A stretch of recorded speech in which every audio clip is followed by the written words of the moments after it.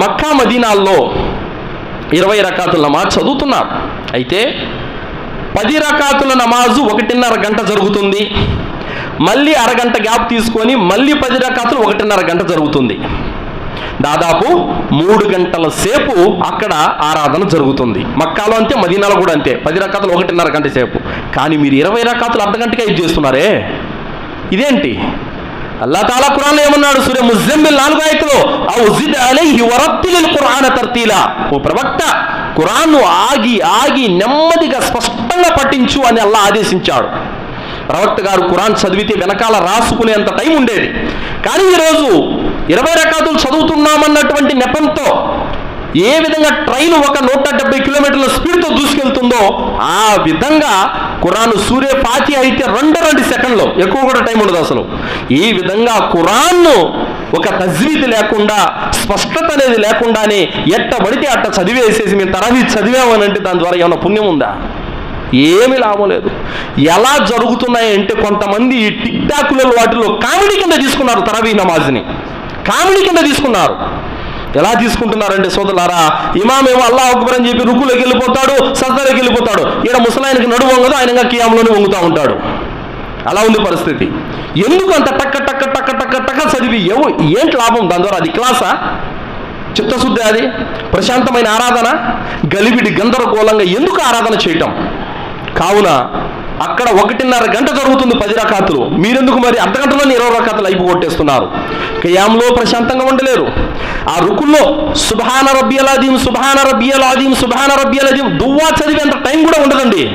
సజ్దాలో కూడా సుబ్హాన రబ్బియల్ ఆలా అనే చదివే టైం కూడా ఉండదు అసలు. టక్కన వంగామా లేచామా ఇదే తీరు.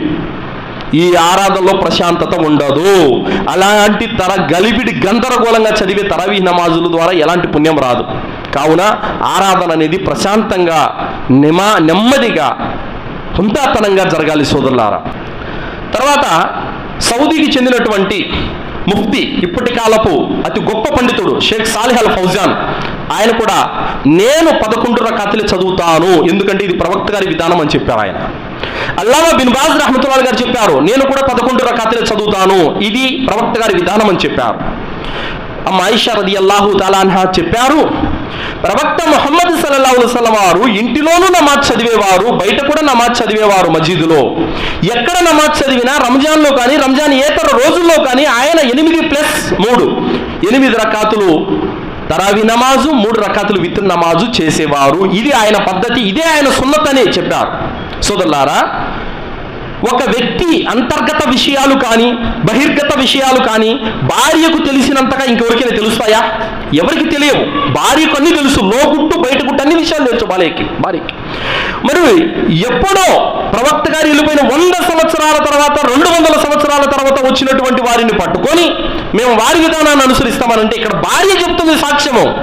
ప్రవక్త గారు 11 రకాతులు చదివారు, ఇదే ప్రవక్త సున్నత్ అంటే మాకు అవసరం లేదు, మాకు ఒక ఆయన వచ్చారు 100 సంవత్సరాల తర్వాత ఆయన్ని మేము అనుసరిస్తామనంటే ఇది ఏమైనా పద్ధతి?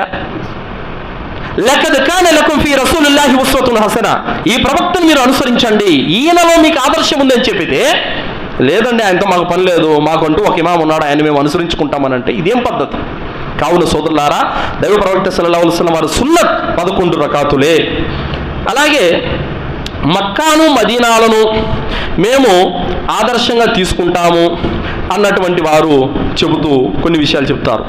మరి అక్కడ ప్రవక్త గారి సమాధి ఉంది, సహాబీల సమాధులు ఉన్నాయి.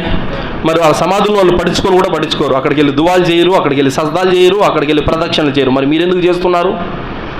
వాళ్ళు ఫర్జు నమాజ్ తర్వాత చేతులెత్తి దువా చేయరు, మరి మీరెందుకు చేస్తున్నారు? ఎన్నో విషయాలు.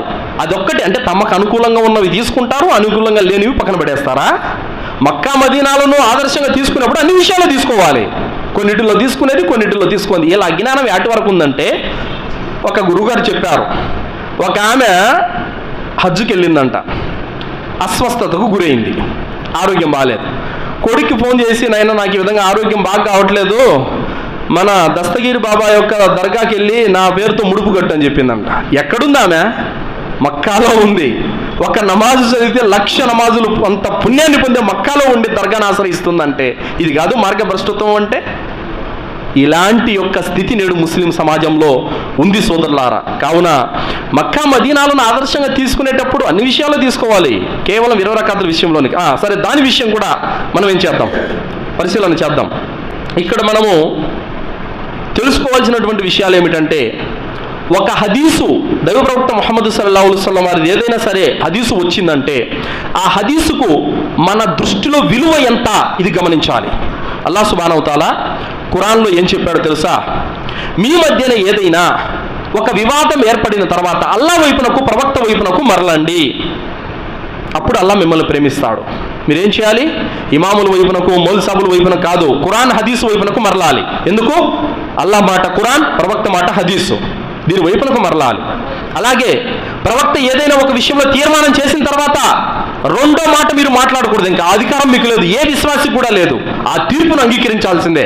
కావున ప్రవక్త ముహమ్మద్ సల్లల్లాహు అలైహి వసల్లం వారు రంజాను మాసంలో 3 రోజులు తరవీహ్ నమాజు జమాత్తో చదివించారు. 3 రోజులు జమాత్తో చదివించారు.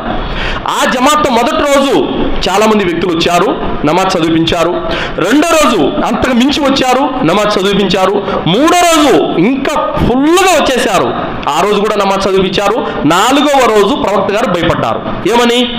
ఇది ఎక్కడ నా ఉమ్మతి మీద ఫర్జ్ అయిపోతుందో అని భయపడ్డారు. అప్పుడు 4వ రోజు రాలేదు. అయితే అది అట్ట ఉంచితే ఈ 3 రోజులు ప్రవక్త గారు జమాత్తో నమాజ్ చదివారు కదా, ఎన్ని రకాతులు చదివారు? ఇది ఇంపార్టెంట్. ఇక్కడ 11 రకాతులు చదివారు.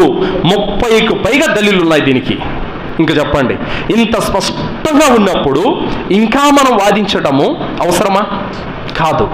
కావున సోదరులారా, 11 రకాతులు, 8 రకాతులు తరావి ప్లస్ 3 రకాతులు విత్రు, 11 రకాతులు నమాజులే దైవ ప్రవక్త ముహమ్మద్ సల్లల్లాహు అలైహి వసల్లం వారి యొక్క సున్నత్తు.